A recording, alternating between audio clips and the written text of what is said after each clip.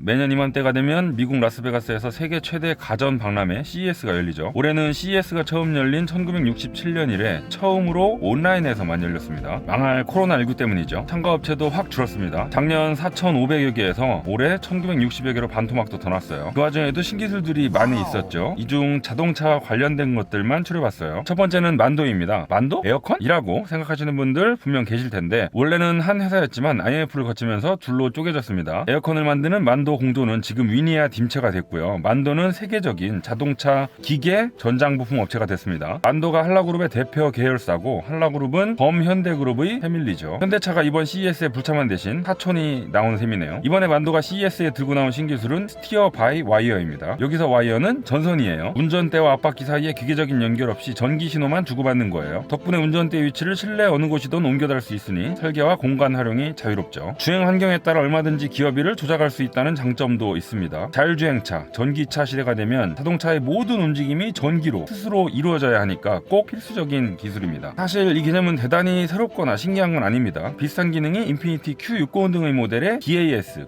즉 다이렉트 어댑티브 스티어링이라는 이름으로 적용된 바 있어요. 물론 DAS는 만일을 위해 기계적인 연결을 남겨뒀었죠. 정말 스티어 바이 와이어가 가능하려면 신뢰도가 정말 중요하겠네요. 두 번째는 메르세데스 벤츠입니다. MBUX 하이퍼 스크린을 들고 나왔어요. 뭔가 벌써 이름부터 멋지죠? MBUX는 메르세데스 벤츠 유저 익스피리언스의 약자입니다. 하이퍼 스크린은 지금껏 메르세데스 벤츠가 만든 실내 디스플레이 중 가장 크다고 해요. 요즘 벤츠가 디스플레이로 실내 첨단 분위기를 담아내는데 도 같은 모습인데 하이퍼 스크린을 통해 이를 극한으로 추구했습니다. 대시보드 전체를 가로지르는 폭 141cm의 곡면 고릴라 글래스 아래 운전석과 중앙 동승석까지 스크린 3개를 펼쳤어요. 앞으로 완전 자율주행 시대가 되면 차 안에서 할 수 있는 일들이 운전 외에도 많아질 텐데 이를 대비한 변화라고 볼 수 있습니다. 스크린 3개를 덮은 고릴라 글래스는 한 장이어서 매끈하게 이어집니다. 코팅 처리를 해서 빛 반사를 줄였으며 지문이 덜 묻도록 했다고 해요. 터치스크린 특유의 떨어지는 조작감은 햅틱 반응으로 해결했다고 합니다. 근데 진짜 주목할 만한 건 상황인지 인공지능과 제로 레이어 원칙입니다. 자동차 인포테인먼트 시스템이 터치스크린을 쓰기 시작하면서 버튼이 줄어 실내가 깔끔해지긴 했지만 반면 지나치게 많은 단계, 쓸데없이 여러 조작을 하게 됐죠. 이걸 해결하기 위해서 하이퍼스크린은 인공지능이 운전자의 성향과 패턴을 학습하고 주변 상황을 고려해 딱 운전자가 필요로 하는 기능을 스크린 전면에 띄워준다고 해요. 하위 메뉴로 막 찾아 들어갈 필요가 없는 거죠. 간혹 쓸데없는 친절이 불편할 때도 있는데 과연 얼마나 최적화를 잘 해낼지 궁금합니다. MBUX 하이퍼스크린은 순수 전기 대형 세단인 EQS에 가장 먼저 적용될 예정이라고 해요. 부푼 기대를 안고 기다려봅시다. 세 번째는 BMW입니다. BMW는 신형 전기차 iX를 들고 나왔어요. 그리고 iX에 들어간 새로운 인터페이스 iDrive를 자랑했죠. iDrive라는 게 원래 2001년에 나온 4세대 7시리즈를 통해서 처음 등장했습니다. 다이얼 하나로 모든 인포테인먼트 시스템을 통합한 선구적인 인터페이스였어요. 올해 CES에서 BMW가 공개한 영상을 보면 4세대 7시리즈와 iX가 벨트라고 불리는 BMW 박물관에서 서로 다툽니다. 그 과정에서 iDrive가 그동안 어떻게 발전을 거듭해 왔는지 전달하면서 iX에 이르러 무엇이 가능한지를 말하고자 하죠. 근데 사실 뭔가 엄청난 게 들어갔다기보다 우리가 흔히 미래자동차 하면 의뢰에 들어갈 걸로 예상하는 기능들을 구체화하고 있구나 정도의 느낌입니다. 운전자와 교감해 앰비언트 라이트나 주행 모드를 설정하고 커넥티드 기술이나 클라우드 서비스를 통해 실시간 정보 처리가 가능하며 덕분에 주변의 위험을 감지하거나 도착지 주차 정보를 미리 파악하고 스스로 주차까지 하는 것들이 가능하단 말이죠. 이번엔 GM입니다. GM 메리바라 회장은 CES 2021 기조연설을 시작하며 교통사고 제로, 탄소 배출 제로, 교통체증 제로 세 가지 키워드를 언급했어요. 많은 얘기를 했는데 그중 가장 중요한 포인트는 바로 탄소 배출 제로와 관련된 얼티움 배터리 플랫폼이었죠. 얼티움 배터리는 얼마 전 LG화학에서 분사한 LG 에너지 솔루션과 공동 개발했고요. 기존 배터리보다 코발트 함량을 70% 줄이고 대신 니켈 함량을 높인 배터리라고 해요. 가격도 40% 저렴하고요. 이 코발트라는 게 2차 전지를 만드는 핵심 히토류인데 전 세계 생산 물량의 60%가 콩고 민주공화국에서 생산되다 보니 의존도가 지나치게 높아요. 그렇다 보니 내전과 에볼라 바이러스, 아동노동 착취 등의 이유로 생산량이 줄면 배터리 가격이 들썩일 정도입니다. 그래서 분쟁 광물로 지정됐고요. 테슬라가 최근 코발트 프리 배터리를 만들겠다고 발표한 것도 같은 이유죠. 이 얼티움 배터리를 스케이트보드 방식으로 만든 게 얼티움 배터리 플랫폼입니다. 차체 바닥에 파우치형 배터리 셀을 원하는 만큼 채곡채곡 넣으면 돼요. 다른 회사들도 비슷한 방식의 전기차 전용 플랫폼을 앞다퉈 발표하고 있죠. 하만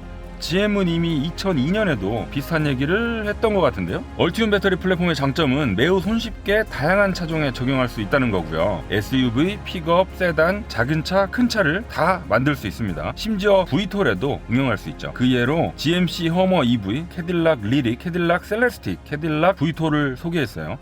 이번에 새 로고도 발표했어요. 대문자를 소문자로 바꿨고요. M과 그 아래 밑줄을 통해서 전기 플러그를 형상화했다고 해요. GS 칼텍스 얘기를 해볼까요? GS 칼텍스는 주유소잖아요. 웬 주유소가 CES? 라고 여기실 수 있는데 이번에 GS 칼텍스는 그들이 생각하는 미래 주유소를 선보였습니다. 단순히 차에 기름을 넣는 곳에서 벗어나 물류 허브로서의 역할도 겸하게 된다는군요. 전기차, 수소차 충전은 물론이고요. 주유소 옥상에서 드론에 택배를 붙여 날리고요. 택배 보관함에서 물건을 찾을 수도 있습니다. 카쉐어링을 이용하는 것도 가능하죠. 드론 택시 정류장의 역할도 꿈꾸고 있군요. 앞으로 전기차가 더 많아지면 기름만 팔아서는 안 되니까 다양한 미래 먹거리를 고민 중이군요.